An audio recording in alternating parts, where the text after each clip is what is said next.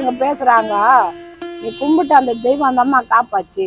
இங்க ஓல்ஸ் போட்டு இருந்த அந்த கெட்ட ரத்தத்தெல்லாம் எடுத்துருக்குறாங்க. நல்லா இருக்கிறாருமா, ஹாஸ்பிட்டல்ல நீ மறுபடியும் வார்டு மாற்றி விடுங்க. ஆஞ்சா பண்ணி சொன்னாங்க, ஐயா இவரே பைபாஸ் பண்ணாதான் உயிரோட இருப்பாருமா, 6 மாசம் கூட இருக்க மாட்டாரு, நீ உடனே சர்ஜரி பண்ணி அவனு அட்மிஷன் ஓமந்தூர் ஹாஸ்பிட்டலுக்கெல்லாம் போட்டு கொடுத்துட்டாங்க.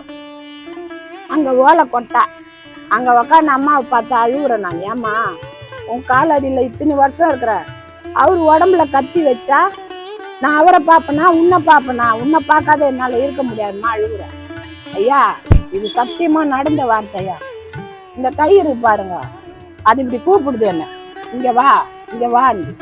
நான் ஏந்து வர மாதிரி இருக்குது. என்னம்மாண்ணா இந்த இது வருஷம் கணக்கு போட்டுங்க ஐயா.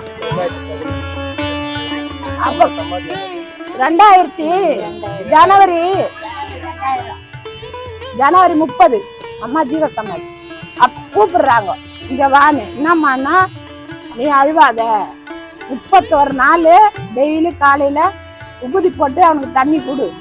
31ஆவது நாள் ஆப்ரேஷன் பண்றதும் பண்ணாதான் அம்மா எடுக்கிற முடிவு, நீ ஹாஸ்பிட்டலுக்கு கூப்பிட்டு போன. ஆனா அன்னைக்கு சொல்றாங்க, இந்த நாள் இந்த கிழமை இந்த வருஷம் இந்த மாசம் எழுதி என் காலடியில வையிடுறாங்க. அன்னைக்கு எழுதுந்தா ஐயா இது, அவர் பேரை போட்டு இது எழுதுண்டு, அம்மா சொன்ன அன்னைக்கு எழுதுந்தா இது எழுதி என் காலையில வையினாங்க. வச்சுட்டு அதே மாதிரி கொடுத்தாயா, கொடுத்து 31ஆவது நாள் ஹாஸ்பிட்டலுக்கு இட்டுன்னு போற. அந்த சீட்டெல்லாம் கீழ்ச்சிட்டு ஆப்ரேஷன்லாம் வேணாம். இன்னைக்கு 6 வருஷமா 7 வருஷமா ஆகுது ஐயா, நல்லா இருக்கிறாரு, அவருக்கு எந்த ப்ராப்ளமும் இல்லை. ஆனா டெய்லியும் மாத்திரை சாப்பிட்றாரு, நல்லா இருக்கிறாரு, எந்த ப்ராப்ளமும் இல்லை. அம்மா எனக்கு காப்பாற்றி கொடுத்துட்டான். குருவே சரணம், குருவே சரணம், அம்மா திருவடியே சரணம்.